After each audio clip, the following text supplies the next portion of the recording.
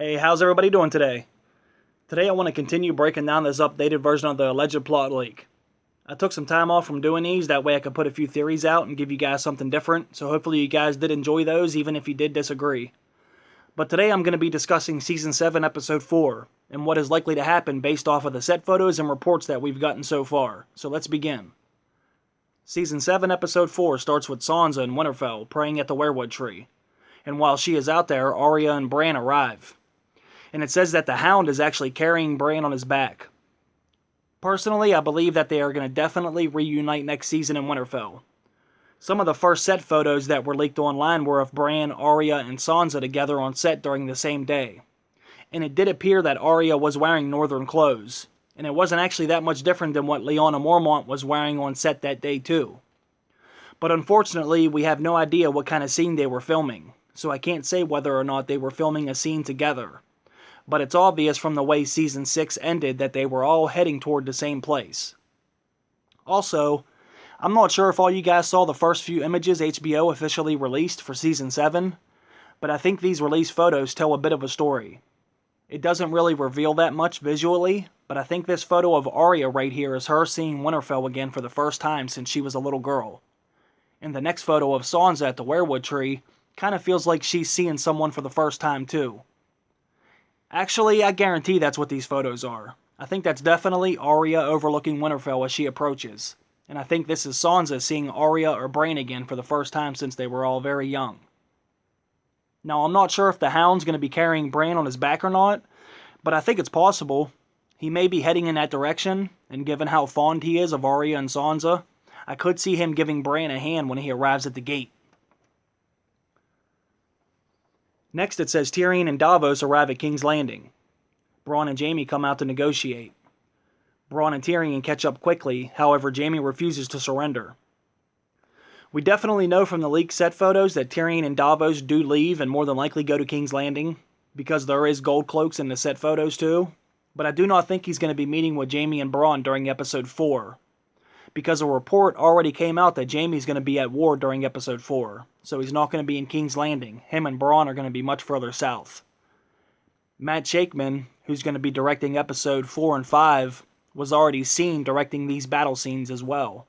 So we know this is going to be when Jaime and Bronn are marching back from High Garden, after they just took it over, and this is when Daenerys and the Dothraki attack the Lannister and Tarly army.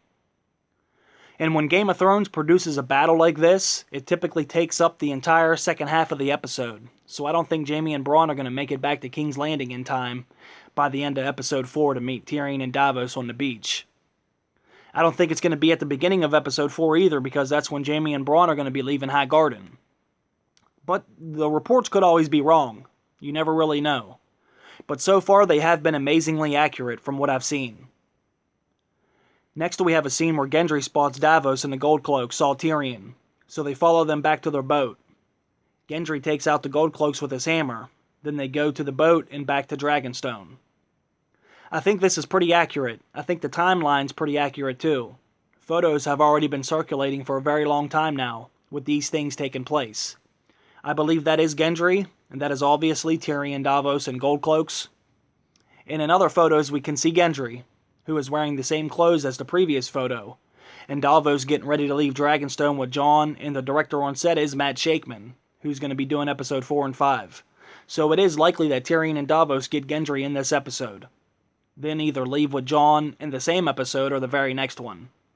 But it's definitely 4 or 5 because of the director on set is doing all of these scenes on the beach.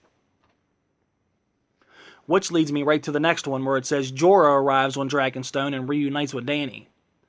Then it says Jon offers Jorah Longclaw, but Jorah declines the offer. The first part of this is 100% accurate, I believe. Jorah is seen on set with Daenerys and Jon, with the same director as before, Matt Shakman, who's going to be directing this episode and 5, just like I said previously. So I really can't dispute this, but I can't say whether or not Jon's going to offer him his sword Longclaw. I can really only speculate. And most of you already know that I've predicted something like this could take place, simply because the type of man Jon is, and because of how much support he has gotten from the Mormonts and how much he respects them back. Lyanna Mormont has came through for Jon on several occasions, and she even stood her ground with Stannis, even though Ned and Robb were dead and Jon was at the wall, she still let Stannis know that there was no king but the king in the north who was named Stark. So you gotta respect Lyanna for that. She's a complete badass. So I wouldn't be shocked if Jon did offer the sword back, but let's be honest. Longclaw's always gonna look better with Jon wielding it. It does have the wolf pommel on it too, but it's not like they can't easily change it again. But it is a bastard sword, so Jon's probably gonna hold on to it for now. And we can also see in the photo when they prepare to leave that Jon still has Longclaw on his hip.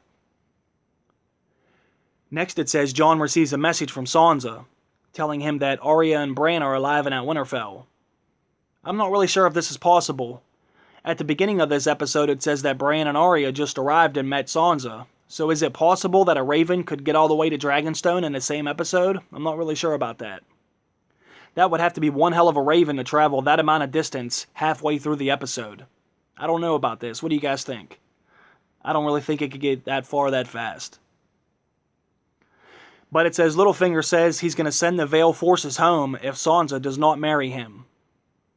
So we know the last time we saw Littlefinger he was in Winterfell, right when Jon was being named king in the north. And he was definitely upset about that. He did not like the way that played out. And we know Sansa just had given him the cold shoulder too, right outside. And Littlefinger kind of screwed up and told her his plan. His dream of sitting on a throne with her by her side. But that's not what Sansa wants, not with him at least. And I think Littlefinger kind of feels entitled to something now that he showed up with the Vale forces and saved Jon's life, which led them to reclaiming their home in Winterfell. Does Littlefinger deserve something for this? I don't think so. The Vale army belongs to Sansa's bloodline anyway, so they should have been there helping with or without Littlefinger, in my opinion. I don't know if Littlefinger's going to force her to marry him or not, but I am afraid that when Jon leaves for Dragonstone, Littlefinger's going to stay behind with him not there. That way he can try and manipulate her in some way. Personally, I'm just hoping that Tormund, Brienne, or even the Hound are there to prevent anything bad from happening to Sansa while Jon is gone. I would hate for her to leave with Littlefinger before she could see Arya and Bran again. So I don't know about this being a real scene or not. What do you guys think? Littlefinger's definitely capable of something like this, but I'm not too sure. But I want to move on to the next one, which says, Qyburn creates a weapon of some sort to slay dragons. He says the Maesters were the ones to figure out how to slay dragons the last time they came to Westeros. I really couldn't help but laugh the first time I read this because I literally just made a theory about Qyburn making a weapon for Jaime to defeat the dragons. But the theory I made was meant to be as a complete joke, which I thought I made clear in the video right before I said it. But you guys would not believe the amount of hate comments I got on that video, because people actually thought I believed that Qyburn would build Jaime a hand cannon. I was actually shocked people thought I really meant that theory. I thought it was kind of obvious that it was a joke, but some people just refused to have any kind of fun on here. Oh well, anyways guys, will Qyburn create some kind of a weapon to defeat the dragons? Well, I think he better, because they aren't going to be able to stop them with what they currently have. I know Qyburn can do some medical engineering, but I don't know if he can do any kind of mechanical engineering. I think it's possible that he can think of something and take them down, so I won't rule this out. I think someone is going to have to think of something if they want to make this a fair fight. I think he better make his own damn dragon binder or something like that. Next it says Davos and Tyrion return to Dragonstone with Gendry, and they tell Daenerys that Cersei won't surrender. Gendry tells Jon he knew Arya, so Jon tells him that she is in Winterfell. For some reason I think this mission that Davos and Tyrion took is to get Gendry and Gendry only. I don't think they went there to talk to Jaime. The timeline doesn't make sense for Jaime and Bronn to be in King's Landing during this, and I kind of feel like Jon and Daenerys sent them to get Gendry specifically.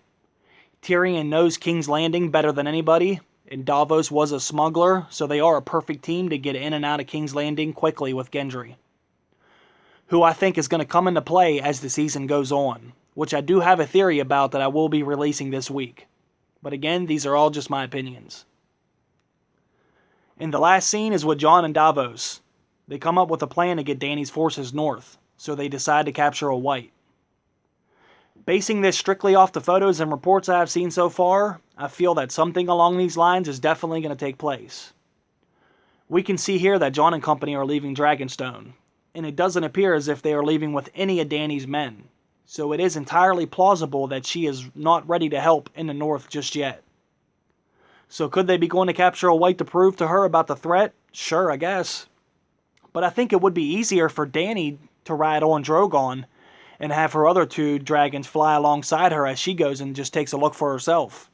She wouldn't have to get off the dragon, and being up that high in the sky, she could see them from a good distance away without too much risk. But I guess that wouldn't be very exciting television, would it? It would be a hell of a lot more tense sending a group of popular characters north to the most dangerous place in the world, with a lack of manpower and a lack of weapons, to go behind the lines of the greatest enemy of all time and capture one of their men in an attempt to get back south safely with the prisoner fully attacked. That is much better television, so I think they may do something crazy like this. And from the look of the set and from the reports, it sounds like this is actually going to happen. Most of you already know this, but their set is already built with a frozen lake, and they have already cast 300 extras to play as whites. And Tormund, Benjen, the Hound, Jorah are all going to be there for this scene too, just like the original leak said. So to me, it seems like that is exactly what's taken place. And until I hear otherwise, that's what I'm going to go with. So it does appear that most of this episode is either taking place or looking like it could be taking place. There were only a few minor things in here that I had issue with, but overall it seems to be on the right track.